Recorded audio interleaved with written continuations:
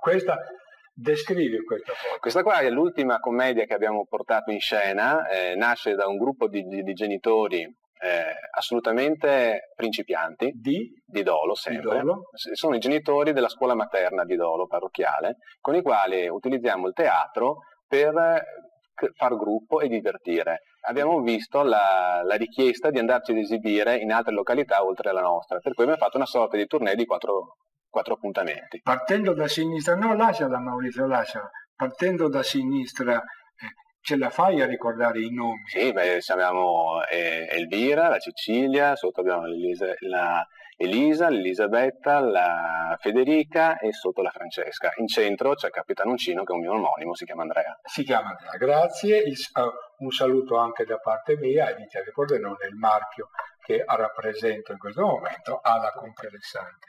Qui siamo, qui siamo ci sono i microfoni, e là siamo a cielo aperto. Siamo a cielo aperto e la recita immediatamente precedente. Qua abbiamo messo in scena, quando non potevo fare ancora l'attore, Alla ricerca di Nemo, altro successo strepitoso.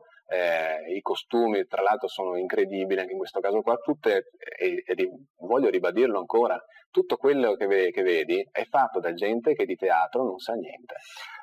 Andrea, ascolta, il Veneto probabilmente simile al Friuli, oppure basta girare il Friuli simile al Veneto, alla Romagna, all'Emilia, la nostra grande, bella, stupenda, meravigliosa Italia con tutte queste ricchezze locali. Cioè in questi tempi che non sono certamente facili per nessuno e ad ogni livello, le iniziative come la tua, come quella delle signore, delle ragazze che abbiamo visto prima, come quella della parrocchia, dei bambini, eccetera, nel borgo, nella contrada, nel paese, riescono ancora a tenere unito, sì. Beh, sono un punto di riferimento. Sono un punto di riferimento in quanto la compagnia teatrale, c'erano varie esperienze, la nostra è quella che dura negli anni, siamo alla 12ª edizione di questo tipo di appuntamento, ed è uno degli eventi attesi da tutta la comunità, perché riesce appunto a... È un evento atteso. È un evento atteso. Allora, abbiamo finito con l'ultima rappresentazione a fine aprile. Ad agosto mi hanno chiesto se ero già pronto con la nuova recita, perché dovrebbe andare in scena a febbraio.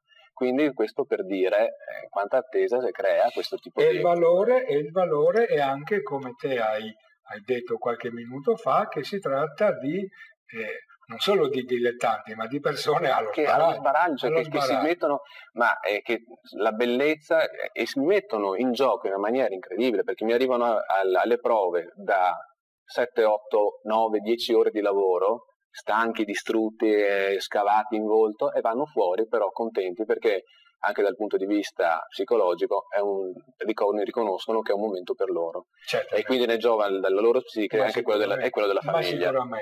Ma sicuramente sì, ed è forse probabilmente come ipotesi, ma è il canaia, ed è simpatico che tu scriva, che tu canti, ti occupi di teatro e di parrocchia e di bambini e chi hai famiglia, e forse anche vai al lavoro al mattino, ogni tanto vai anche al lavoro e riscotti in bravo.